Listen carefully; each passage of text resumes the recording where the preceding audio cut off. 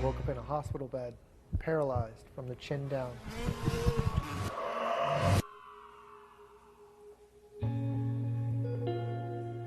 The doctor's outlook was that I was going to have a 1 in a million chance of ever feeding myself again, let alone being independent. But all that was rejected. I went in one ear and out the other. Instead of the 1 in a million, we focused on the one. Now he is pedaling his way across the world on his Adversity into Adventure tour, and today he's in Utah. Aaron Baker joins me in studio to talk about his new book as well. Hi, welcome. Thank you for having me. I love the part where you said it went in this ear and out the other. You were like, doctors, good for you. Thank you. I don't think most people would be like that. I would hear it all and retain it and freak out. Well, it was a freak out at first, but my mother was very supportive, tons of love, and we just wanted to challenge that adversity. Good for you. Okay, so take us back 25 years ago when you had that motorcycle accident, and you actually have the use now of your, I mean, not completely, but you do. Right. I've worked very hard at regaining as much function as possible. Okay. Walking was the furthest thing from my mind. I just wanted to be able to breathe on my own again, hug my mother and father, be here and be healthy. And over all this time, I've been able to not only take steps, but feed myself and do a lot of things that the doctor said wouldn't be possible. So then how do you go about doing that? I mean, is that a dumb question? But like, how are you one of the people to get the mobility back? Just the hard work? Well, a lot of hard work, yes, a lot of visualization. I think quality of life starts in the mind. Okay.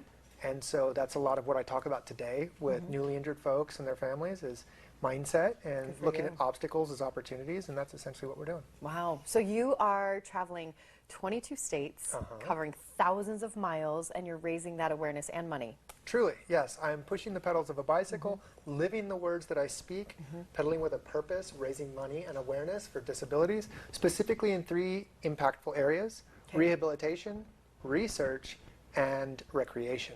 Good for you guys. So tell me this. So your family's in the RV, correct? And you're doing all the pedaling?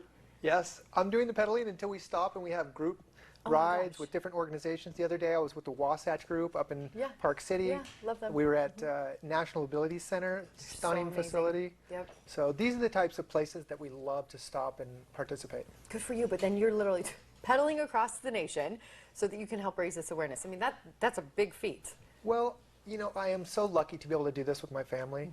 My wife and I wanted to start the organization so that we can give back and pay forward. Good. But also, I think the legacy that I want for my daughter. I know that she sees the choices that we make each and every day. She doesn't see my disability. And so raising her this way is, I think, the greatest thing I could do for her. And she's how old? 3.5. 3.5. How fun. Your wife's in studio. It's fun to have you guys both here. So how do we meet you, or how can we get our hands on your new book? Tell us about that. Yes, please. I wrote a memoir documenting the last 2 decades. It's called The Rebellious Recovery. My mother's memoir as well, called Rise Together. So we talk about overcoming adversity. You can find us online, imaaronbaker.com, or more importantly, adversityintoadventure.org. Please reach out to us, donate, share, support, volunteer. We are an open book. Good for you guys. And I love that the word that you use for diverse-abled. Am I saying it right? Yeah, I love that term. To me, diverse-abled is what we are as humanity. It's a more uniting term, an empowering term. Yeah. It is essentially what we are. We all have diverse abilities, different backgrounds, different cultures, different opinions, but I think in this day and age, we need more of what unites us versus what divides us. Yeah, absolutely. Well, I love what you're doing. I followed you on Instagram, both of your accounts before this, so I'll be sure to tag Aaron on my account if you're following me as well, so that you can find him. You can go to his website. Give him that website one more time. adversityintoadventure.org. Fantastic. So great. And you can also order his book there as well. Thank you for being here. Thanks for having me. Welcome to Utah. All right, we love it. Good. Holistic Admissions has been around since the 1920s.